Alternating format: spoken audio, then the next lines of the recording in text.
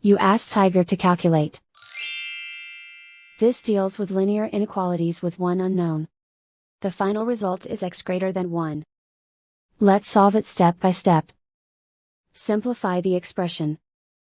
Expand the parentheses.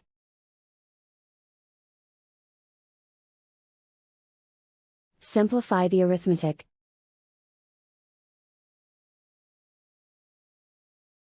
Group all constants on the right side of the inequality. Subtract 12 from both sides.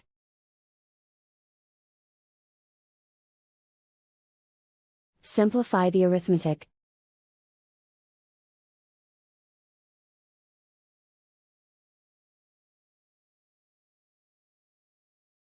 Isolate the x.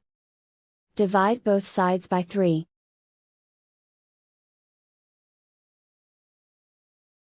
Simplify the fraction.